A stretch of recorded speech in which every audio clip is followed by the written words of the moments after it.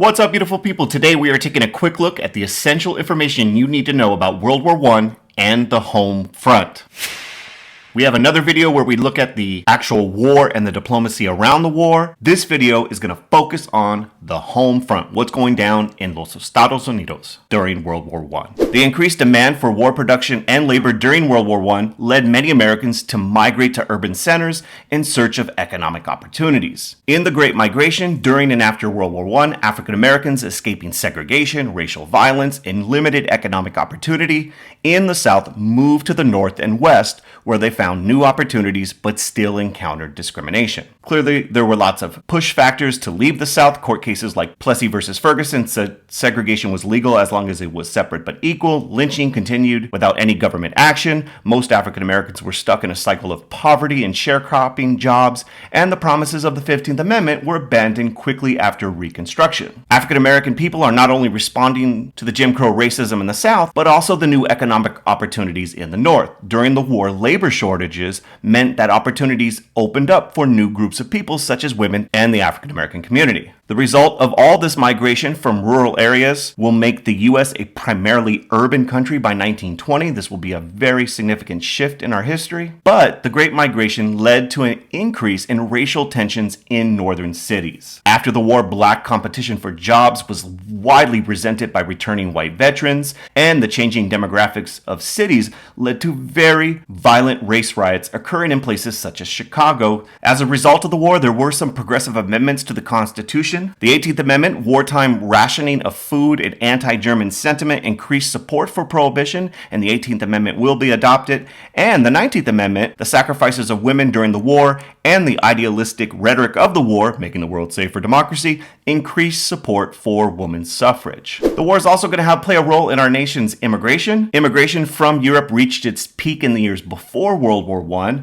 Remember, in the post-1890s, there was an increase in new immigrants from Southern and Eastern European countries, and there already were a large number of German immigrants who had arrived in the 19th century. Unfortunately, nativism intensified during World War I. Even before the war, there was a growing concern about new immigrants. Immigration from Asia, Southern and Eastern European countries, basically anybody who was not English-speaking, white or Protestant, were looked upon with increasing suspicion. During the war, this nativism increases. There is an idea of 100% Americanism, meaning you are going to be 100% patriotic behind the war effort, and there was a push to drop the hyphen. You should not be German American or Italian American. You should be American, and that's where your loyalty should lie. Anti-German sentiment does increase. There's intense hostility towards Germans. In the United States, the German language is prohibited in schools, German music is banned at concert halls, and hamburgers were even known as Liberty sandwiches. Nativist campaigns against some ethnic groups led to the passage of quotas that restricted immigration, particularly from Southern and Eastern Europe, and increased barriers to Asian immigration. What you're going to see is after the war in the 1920s, the Quota Acts are going to be passed, which are going to place limits on immigration based upon national origin. And the purpose of those quotas, like the one passed in 1924, was to keep out immigrants who were considered undesirable. These immigration restrictions will largely be in place until the 1960s. One more thing to keep in mind about the home front is this battle over security and liberty. During World War I, the U.S. government actively sought to promote the war with the establishment of the Committee on Public Information, which created government wartime propaganda. In addition, official restrictions on freedom of speech grew during the war. The government actively sought to suppress dissent. The Espionage Act prohibited interference with the draft or war effort, and most famously, the Sedition Act placed extreme restrictions on freedom of speech. These restrictions were ruled constitutional in the famous court case Schenck versus the United States. The Supreme Court supported the argument that freedom of speech could be restricted. In other words, Congress had the power to restrain speech if it posed a clear and present